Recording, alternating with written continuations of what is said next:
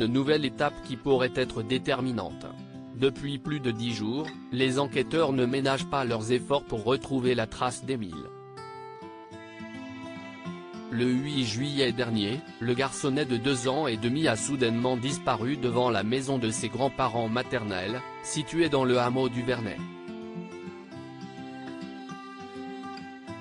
Après avoir mené une vaste opération de ratissage, les 80 gendarmes mobilisés n'ont trouvé aucun indice permettant de retrouver la trace d'Émile.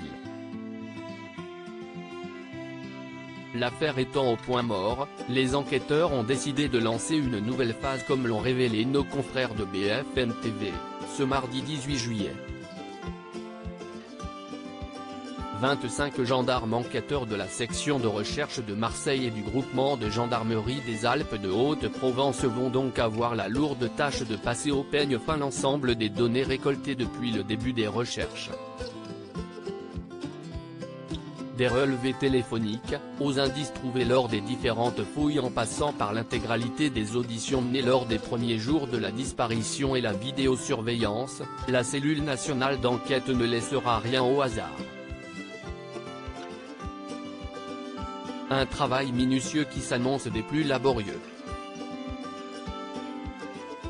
Selon une source proche du dossier, interrogée par BFM TV, l'analyse de tous ces éléments peut prendre jusqu'à plusieurs semaines. Cependant, certaines analyses peuvent être faites dans l'urgence. Afin de mettre toutes les chances de leur côté, les enquêteurs utilisent le logiciel Anacrim, capable d'analyser les données et de les recouper entre elles pour repérer des liens potentiels entre les protagonistes de l'affaire.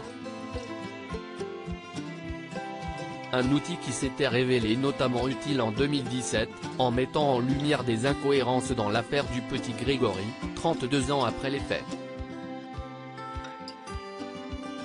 Pour l'heure, les enquêteurs ne privilégient et n'écartent aucune piste. Disparition d'Émile, ces pistes étudiées depuis le début des recherches, les enquêteurs ont exploré plusieurs pistes, en vain pour l'instant.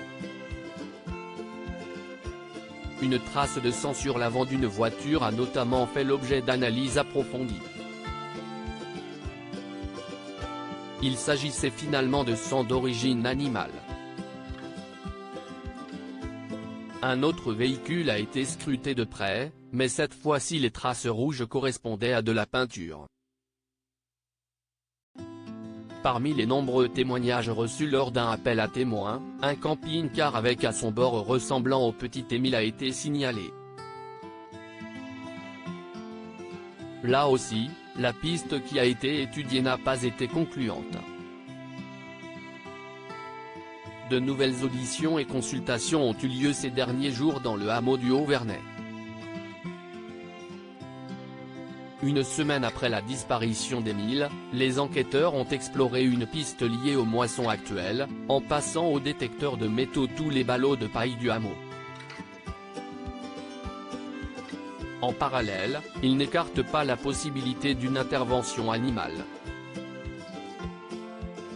Face à tant de questions en suspens, l'enquête a basculé sous le régime de l'enquête préliminaire, a indiqué le parquet de Digne. Crédit photo, capture d'écran BFM TV.